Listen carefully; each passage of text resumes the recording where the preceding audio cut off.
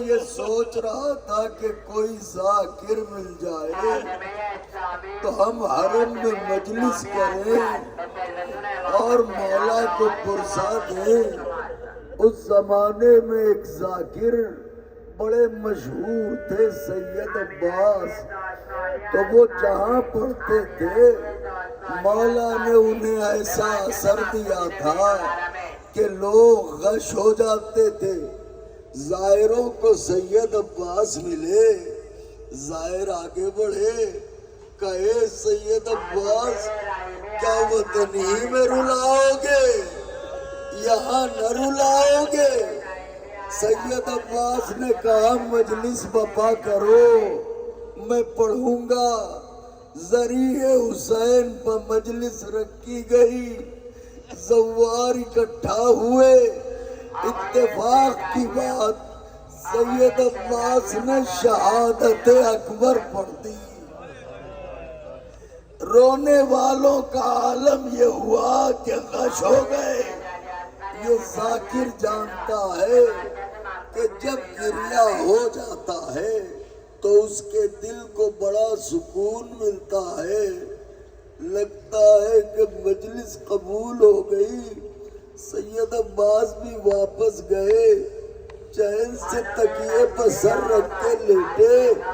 اب جو آنکھ لگی تو کیا دیکھا، زخموں سے چور، کمر جھکائے، چہرے پر خون اصغر ملے، زہرا کا لال آیا ہے۔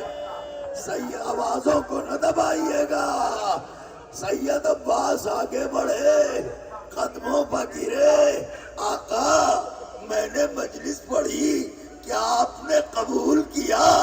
آقا نے قدموں سے اٹھایا، اے سید عباس تو نے کیا پڑھ دیا؟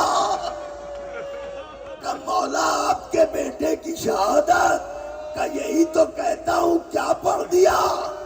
سید عباس سمجھے شاید کوئی غلطی ہو گئی، ہاتھوں کو جوڑ کے کہا آقا اپنی طرف سے کچھ نہیں پڑھا ہے، وہی پڑھا ہے جو کتابوں میں لکھا ہے، وہی اکبر کا خیمے میں رخصت ہونے کو جانا، وہی پردے کا بار بار اٹھنا اور گرنا، وہی ام لیلا کا تڑپنا، وہی زینب کا بلکنا، وہی حسین کا کہنا یا بنیا محلن محلا، اے میرے لال آہستہ آہستہ، وہی اکبر کا میدان میں آنا، وہی ام لیلا کا بالوں کو کھولنا، وہی اکبر کی واپسی کی دعا کرنا، وہی حسین کے پاس پلٹ کے آنا، باپ کی زبان کو چوسنا اور یہ کہہ کے پیچھے ہٹ جانا، بابا آپ کی زبان تو میری زبان سے زیادہ خشک ہے۔ مولا اپنی طرف سے کچھ نہ پڑا، وہی برچھی کا لگنا، وہی آپ کا کونیوں کے بل جانا، وہی اکبر کے کلیجے سے برچھی کا کھینچنا۔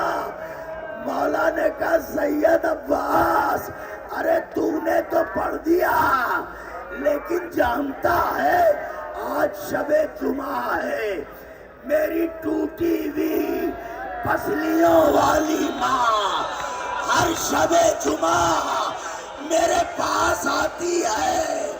جب تو پڑھ رہا تھا میری ماں میرے پاس بیٹھی تھی، تو پڑھ کے آ گیا، مگر میری ماں کا عالم یہ ہے، کبھی اٹھتی ہے کبھی گرتی ہے، کبھی اٹھتی ہے کبھی گرتی ہے۔ آئے میرے لال کا لال۔